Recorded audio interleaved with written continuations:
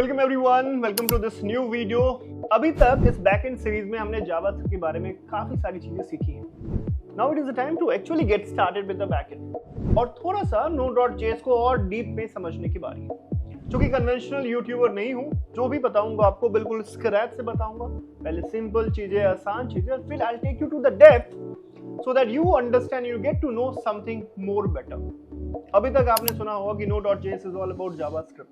अगले कुछ वीडियोस में आपको ये समझ में आएगा कि Node.js is only small portion of JavaScript, but it has lot of things to do with C and C++. सारी चीजें अनकवर करेंगे, डेप्थ में करेंगे। तो चलिए चालू करते हैं इन दिस फर्स्ट वीडियो, जहाँ पे हम Node.js को समझेंगे है क्या। We'll get started with it and we'll set a solid foundation to go deeper and understand more advanced concepts. Let's quickly get started. चलिए से चालू करते हैं। इस सेशन से हम Node.js का एक्चुअल स्टार्टिंग कर देंगे। आई नो दैट Node.js आप ऑलरेडी कर रहे हो, Node.js एनवायरनमेंट को यूज करके तो सारा जावास्क्रिप्ट हमने सीखा है। तो Node.js क्या है, नटशेल आपको पता होगा, पर इसमें हम थोड़ा डीप समझने की कोशिश करेंगे। आप सभी के लिए जिन्होंने Node.js शायद पहले भी देखा होगा, प्लीज इस वीडियो को अंत तक देखिएगा, because I will ensure you कि इसमें कुछ आपको एक्स्ट्रा मिलेगा, थोड़ा डीप अंडरस्टैंडिंग मिलेगी। आपको ये दिखाई देगा कि Node.js जावास्क्रिप्ट कम है और C++ ज्यादा है। कैसे है वो सारी चीजें हम इस सेशन में आगे बढ़ेंगे और हम इस सेशन में इसको देखने की कोशिश करेंगे। सबसे पहले समझने की ये कोशिश करते हैं कि भैया Node.js है क्या, right? What is Node.js, right? तो अगर मैं Node.js की बात करूं तो Node.js का सिंपल शब्दों में अगर अंग्रेजी में इसको मैं लिखूं तो Node.js is a run time environment for a language called as a JavaScript. Beginning में मैंने कई लोगों को देखा है कि Node.js को प्रोग्रामिंग लैंग्वेज समझने लगता है। तो Node.js प्रोग्रामिंग लैंग्वेज नहीं है। क्या है Node.js? Node.js is a runtime environment for a programming language like JavaScript. See, every programming language is like human itself. Human से क्या है दोस्त? If a human has to survive, then he needs something like oxygen चाहिए उसको right temperature चाहिए, उसको पानी चाहिए होता है, और ये सारी चीजें कहलाती है उसकी environment, ताकि वो जिंदा रह पाए। सेम वे अगर आपको कोई भी प्रोग्रामिंग लैंग्वेज आप चाहते हो कि आप अपने लैपटॉप में उसको इंस्टॉल कर पाओ, लैपटॉप उसको समझ पाए, इंटरप्रेट कर पाए, उससे आप कोड लिख पाओ, तो उसके लिए आपको उस कंप्यूटर में उसका रन टाइम एनवायरनमेंट सेटअप करना होता है। फॉर एग्जाम्पल, अगर मैं जावा की बात करूं तो जावा के लिए समथिंग कॉल्ड JRE। सिमिलरली अगर आप पाइथन डालना चाहते हो तो पाइथन का आपको रन टाइम एनवायरनमेंट सेटअप करना पड़ेगा। अगर आप चाहते हो कि C++ चले तो C++ का रन टाइम एनवायरनमेंट डालना पड़ेगा। और इसलिए आपने देखा होगा कोई भी प्रोग्रामिंग लैंग्वेज यूज करने के पहले उसको पहले इंस्टॉल करना होता है। इंस्टॉल क्या हो रहा होता है? उसका रन टाइम एनवायरनमेंट। तो ठीक इसी तरीके से Node.js जो है दोस्त, वो जावास्क्रिप्ट का रन टाइम एनवायरनमेंट है। किसी भी प्रोग्रामिंग लैंग्वेज को रन करने के लिए आपके पास रन टाइम एनवायरनमेंट चाहिए होता है। अब देखते हैं कि Node.js बना कैसे, इवॉल्व कैसे हुआ। तो पहले कई सालों पहले जावास्क्रिप्ट के लिए जो रन टाइम एनवायरनमेंट था वो सिर्फ था ब्राउजर्स के पास, राइट? सिर्फ ब्राउजर्स को पता था कि जावास्क्रिप्ट को समझते कैसे, इंटरप्रेट कैसे करना है, उसको एग्जीक्यूट कैसे करना है। तो सारे जो ब्राउजर थे उस टाइम के, for example internet explorer, Firefox, वो सब जावास्क्रिप्ट को एग्जीक्यूट करना चाहते थे। पर उस वक्त जावास्क्रिप्ट को अगर कोई अपने लैपटॉप में एग्जीक्यूट करना चाहता तो उसके लिए कोई भी रन टाइम एनवायरनमेंट था ही नहीं। इसलिए प्राइमरली जावास्क्रिप्ट को हम बोलते थे कि it will be used for building the front end और the browser based applications. Now over a period of time, कुछ दिनों के बाद गूगल नाम की एक बेहतरीन कंपनी ने एक नया ब्राउजर बनाया जिसको हम कहते हैं क्रोम। क्रोम बाकी सारे ब्राउजर से खुद को अलग करना चाहता था, तो उसमें उसने कई सारे काम करे ऑप्टिमाइजेशन के लिए। तो एक ऑप्टिमाइजेशन का जो काम उसने करा वो ये करा कि how do I make sure that कि जावास्क्रिप्ट जो कोड है वो थोड़ा फास्ट एग्जीक्यूट हो। और उसके लिए उन्होंने जो रन टाइम एनवायरनमेंट बनाया उसको हम कहते हैं V8 JavaScript run time. V8 का काम क्या है? V8 का काम ये है कि जो आपका जावास्क्रिप्ट कोड है उसको वो ना कन्वर्ट कर दे मशीन कोड में,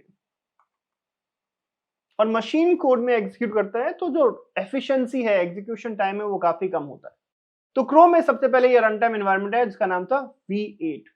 नाउ अभी तक दोस्त लोग जावास्क्रिप्ट को सिर्फ ब्राउजर बेस्ड एप्लीकेशन के लिए यूज कर रहे थे, पर एक गूगल इंजीनियर ने सोचा कि अगर मैं इस V8 इंजन को किसी तरीके से एक्सटेंड करके अगर मैं अपने कंप्यूटर में भी यूज कर लूं तो जावास्क्रिप्ट को मैं just like any other programming language अपने लैपटॉप में भी एग्जीक्यूट कर पाऊंगा।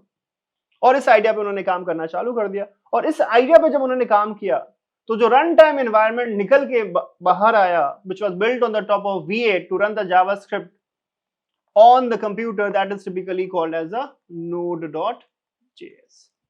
So what it allowed, अभी तक जो बंदा जावास्क्रिप्ट जानता था उसका फ्रंट एंड में तो high, there was no competition at all, but now all thanks to node.js, this guy can also go and now build applications, write code, work on the backend and build something called as on the server itself. Right? So that's typically is the node.js. So node.js क्या है दोस्त? Node.js है एक runtime environment for the JavaScript using or built on the top of V8 engine. अब चूंकि हमने ये basic understanding कर लिया, अगर इसको थोड़ा और डीप में समझने की कोशिश करेंगे तो nothing could be better than understanding node.js from the node.js original documentation itself. तो एक बार लैंडिंग पेज node.js पे चलते हैं और थोड़ा समझने की कोशिश करते हैं कि नोड वालों ने खुद क्या लिखा है नोड के बारे में, राइट? सो एक बार थोड़ा समझते हैं। एक बार मैं एक इनकॉग्निटो वीडियो खोल लेता हूं और यहां पे हम डालते हैं nodejs.org, ठीक है ना, और ये मेरा है लैंडिंग पेज। अब इसमें अगर मैं क्लिक करूं लर्न पे तो अगर ध्यान देखोगे, let's quickly see that node वालों ने क्या लिखा है नोड के बारे में, ठीक है ना। तो node.js is an open source and cross platform JavaScript runtime environment, ठीक है। JavaScript का runtime environment है, ये हमने ऑलरेडी देखा था। दो नए टर्म्स, एक ओपन सोर्स का मतलब है इसको यूज करना फ्री है सर, अगर आप node.js से कोई एप्लीकेशन बनाते हो कोई पैसे आपसे नहीं मांगेगा। दूसरा ओपन सोर्स है तो उसका कोड बेस अवेलेबल है, आप उसमें जाके कंट्रीब्यूट करके अगर आप कुछ इंप्रूव करना चाहते हो, you are always open to do that. Cross platform का मतलब क्या है कि अगर आपने एप्लीकेशन बनाया विंडोज में, आप इसको रन करना चाहते हो मैक ओएस पे, तो there should not be any problem. Very nice. अगला पॉइंट कहता है कि node.js runs the V8 JavaScript engine, the core of Google Chrome। ये भी हमने ऑलरेडी देख लिया था। This allowed node.js to be very performant। सबसे इंपॉर्टेंट पॉइंट यहां पे लिखी हुई है, it says that a node.js app runs in a single process without creating a new thread of an ARI request। Node.js provides a set of asynchronous I/O primitives in its standard library that prevent JavaScript code from blocking, and generally libraries in Node.js are written using the non-blocking paradigm। है क्या ये? और इसी के around थोड़ा deep dive करेंगे इस पूरे सेशन में, इस पूरे वीडियो में। तो दोस्त क्या है, if I go back and come here, Node.js is a runtime environment for JavaScript। और जावास्क्रिप्ट जो है वो है सिंगल थ्रेड, ठीक है ना। जावास्क्रिप्ट में एक ही थ्रेड है जो काम करता है। थ्रेड का मतलब क्या है? थ्रेड मतलब है worker, the thing which actually will do the work. अब JavaScript unlike other programming language like Java या C++, जावास्क्रिप्ट है भैया single threaded. Now to make sure that हमारे पास सिंगल थ्रेड है, still we are very performant, still we are very fast, Node.js make use of something called as a non-blocking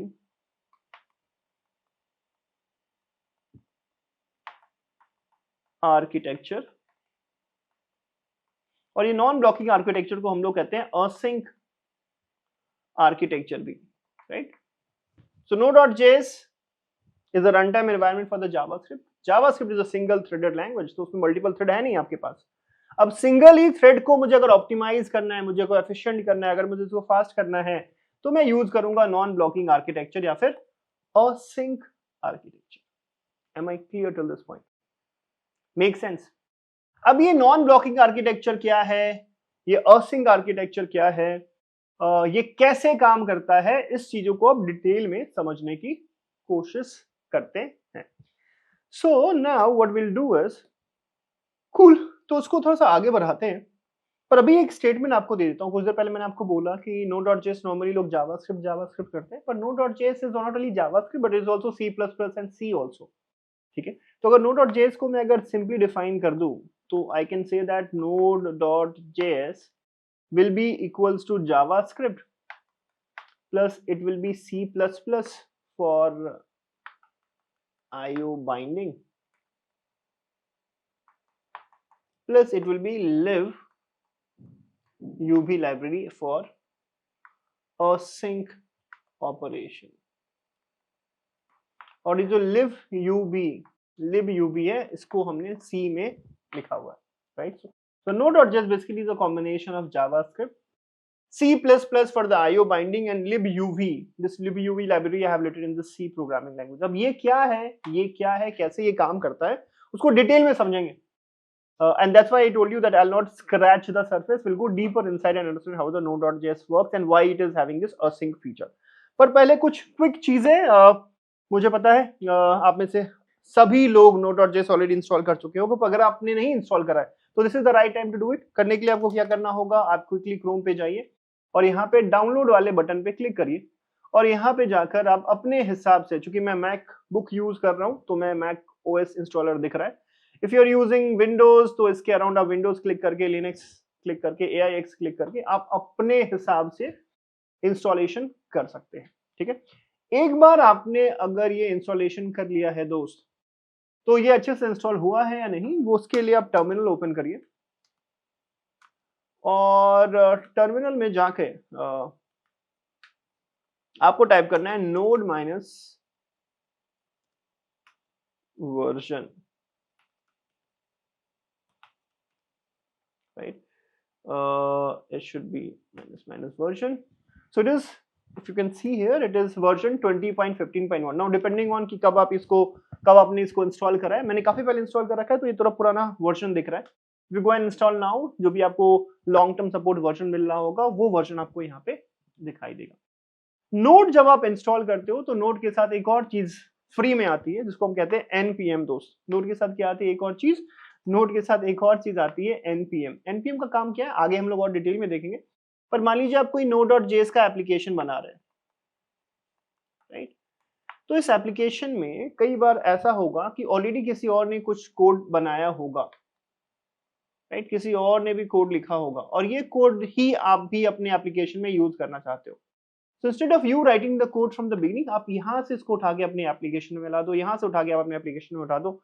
जब आप दूसरे के कोड को अपने कोड में डालते हो, राइट, वो जो डिपेंडेंसी आपने क्रिएट करी उसको मैनेज करने के लिए, वहां से इंटरनेट के ऊपर उसको बुलाकर खुद में इंस्टॉल करने के लिए, ये सारा काम कर देता है एक टूल जिसको हम कहते हैं npm, which stands for the Node Package Manager. आज के देश में दुनिया का सबसे ज्यादा रिच पैकेज मैनेजर कोई है तो वो है npm. तो npm node.js के साथ फ्री आता है. npm का वर्जन भी देखने के लिए आप सिंपली यहाँ पे npm टाइप कर सकते हो, npm -version.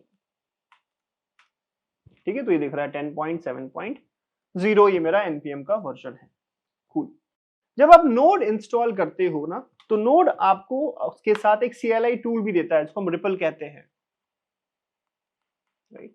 और इस रिपल को एग्जीक्यूट करने के लिए आप सिंपल चीज करते हो क्या, आप लिखते हो नोड. अब जैसे आपने नोड लिखा आपको यहाँ पे दिखाई दे रहा है, वो कह रहा है welcome to the Node version 20.15.1, है ना? और यहाँ पे इस कंसोल में जो CLI टूल निकल के आया, यहाँ पे आप जो चाहे वो जावास्क्रिप्ट कोड आप लिख सकते हो. फॉर एग्जाम्पल मैं यहाँ पे लिखता हूँ हेलो स्टूडेंट्स, तो लिखने के लिए मैं क्या लिखूंगा, console.log and I'll write inside hello students, और उसको मैं अगर इंटर कर दूं तो प्रिंट होगा हेलो स्टूडेंट्स. फेयर ना? तो ये जावास्क्रिप्ट का जो कंसोल है नोड टाइप करने के बाद, जिसको हम रिपल कहते हैं. सारे जावास्क्रिप्ट की कमांड आप यहाँ पे ट्राई कर सकते हो. नॉर्मली लोग इसको ट्राई करने के लिए यूज करते हैं, ज्यादा हैंडी नहीं है फॉर बिल्डिंग एन एप्लीकेशन, पर अगर आपको छोटा सा टेस्ट करना है, क्विक टेस्ट करना है, you don't have to open ID, आप यहाँ पे वो सारे कोड लिख सकते हो. अब क्विकली एक बार आप मुझे कमेंट सेक्शन में बताओ कि जब मैंने इसको लिखा console.log hello student, तो एक तो hello student प्रिंट हुआ, दूसरा undefined प्रिंट हुआ. Can any of you tell me why undefined got printed? Pause करके कमेंट में बताइए मुझे कि ऐसा क्यों हुआ होगा. काफी आसान है. ऐसा इसलिए होगा क्योंकि ये जो मेथड है console.log वो कुछ भी रिटर्न नहीं करता है, और चूंकि कुछ भी रिटर्न नहीं करता है that's why it is returning as undefined. तो एक तो उसके अंदर क्या है वो प्रिंट हुआ और उसने कुछ रिटर्न नहीं करा, इस वजह से यहाँ पे प्रिंट हो गया अनडिफाइंड. Fair enough? अब अगर आपको इसे एग्जिट करना है तो इसको एग्जिट करने के लिए एक सिंपल कमांड है, आप यहाँ पे टाइप कर सकते हैं .exit और जैसे ही आप एंटर करेंगे आप इसके बाहर आ गए, है ना। तो in order to come out of this REPL, what you can use, you can go and make use of the command called as .exit. .exit allows you to come out of this, right? .exit allows you to come out of this and you will be able to leave this up. Fair enough. Am I clear till this point? Does it make sense to everyone in the class? Awesome. तो हमने ये देख लिया Node.js को install कैसे करते हैं, install होने के बाद वर्जन चेक क्या होता है, npm क्या होता है, और हमने इस एग्जिट करके भी देख लिया। एक और अगली चीज हम देख लेते हैं दोस्त यहाँ पे। वो अगली चीज क्या है कि हम I have to build a Node.js project. Now Node.js project बनाने के लिए, और आगे जाके हम हर क्लास में Node.js प्रोजेक्ट ही बना रहे होंगे, पर यहाँ पे क्विक एग्जाम्पल देखते हैं, बिकॉज Node.js प्रोजेक्ट बनाने के बाद ही उसके अंदर हम कुछ द कॉन्सेप्ट्स लगा रहे होंगे। तो Node.js प्रोजेक्ट बनाने के लिए दोस्त हमको क्या करना पड़ता है, हमें यूज करना पड़ता है command call as npm init।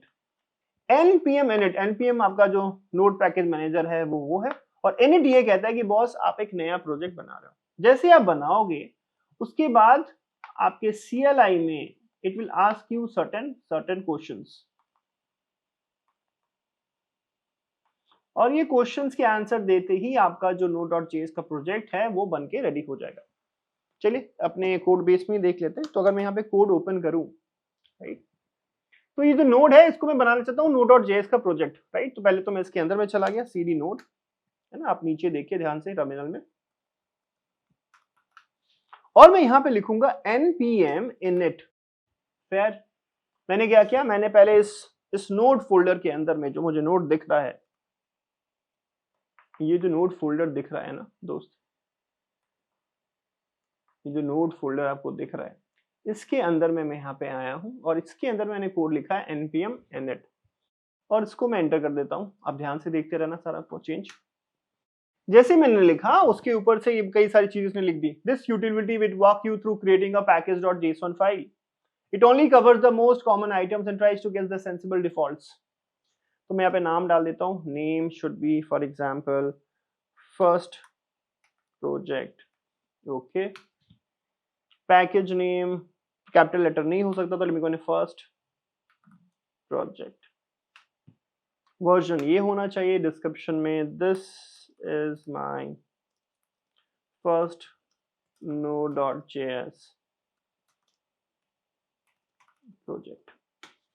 Entry point index.js, test command कुछ भी नहीं, गेट रिपोजिटरी कुछ भी नहीं, कीवर्ड कुछ भी नहीं, author let me write it विश्वा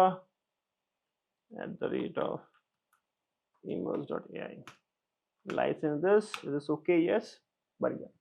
जैसे मैंने ये कंप्लीट करा, अगर आप यहाँ पे देखोगे तो मेरा एक package.json फाइल बनके रेडी हो गया है।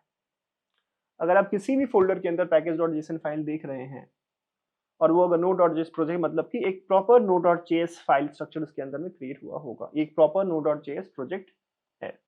इसको अगर मैं ओपन करके आपको दिखाऊं, late me go and open it. तो package.json फाइल में जो सबसे पहला वाला पोर्शन होता है, जो अभी तक आपको अभी इसमें दिखाई दे रहा होगा, that is called as a project meta data. मतलब कि प्रोजेक्ट का नाम क्या है, वर्जन क्या है, डिस्क्रिप्शन क्या है, स्टार्टिंग फाइल क्या होगी, क्या क्या स्क्रिप्ट रन होंगे, कौन ऑथर है, कौन लाइसेंस है। अगर आप थोड़ा ध्यान देके, अगर आपने देखा होगा, तो when I was creating this Node.js project using npm init, तो ये सारे क्वेश्चन मुझसे ही पूछे गए थे और मैंने इसका आंसर किया था, और जो मैंने आंसर किया था वो जाके as a meta data, project meta data package.json में स्टोर हो गया। कुछ दिनों के बाद in next few session you will see that यहाँ पे एक और सेक्शन आ जाता है जिसको हम कहते हैं डिपेंडेंसीज, और जब हम उसको इंस्टॉल करेंगे तो यहाँ पे एक और सेक्शन आ जाएगा डिपेंडेंसीज की। अभी नहीं बात करूंगा, इस सेशन में बात नहीं करूंगा, पर आपको बता रहा हूँ कि आगे आने वाले दिनों में यहाँ पे आपको एक और सेक्शन दिखेगा जहाँ पे डिपेंडेंसीज सारी एक बाद एक अलाइंड होंगी। तो यहाँ तक सारी बातें सही चल रही थी हमारी। हमारा नोड का पैकेज बन गया, इसमें एक फाइल बना के रन करने की कोशिश करते हैं। तो एक मैं फाइल बनाता हूँ, let me go and call it as hello.js, और यहाँ पे मैं एक फाइल लिख देता हूँ console.log hello my dear students। ठीक है सर, इसको हम अब सेव कर लेते हैं। अब इसको अगर मुझे रन करना होगा तो मैं क्या करूंगा, I have to be inside this folder और मैं प्रीफिक्स करूंगा node followed by JavaScript file का नाम which is hello.js and if you can see here I'm able to go and execute this file by calling node hello.js। तो हमने VS code में node.js already मेरा पहले से install था, हमने कोड को रन करके देख लिया है। हालांकि ये सारी चीजें मैं पहले भी देख चुके थे तो आप क्विकली इसको समझ गए होंगे। Now again I'm trying to come back to the main question. And what is the main question? The main question says that the node.js is asynchronous, supports async code execution, right? और हमने साथ में ये भी देखा पिछली दफा कि जो node.js है it is JavaScript plus C++ plus it is something called as a libuv। तो भैया ये C++ और libuv का क्या काम है, इस चीज को अब समझने की कोशिश करते हैं with the help of an example code itself। Finally we have come to the end of this video। इस वीडियो में हमने समझ लिया है कि node.js है क्या, इंस्टॉल कैसे करना है, रिपल क्या है, कैसे कोड को एग्जीक्यूट करते हैं। node.js क्यों हम कह रहे हैं कि इसमें सिर्फ जावास्क्रिप्ट नहीं है, it is also C++ and C।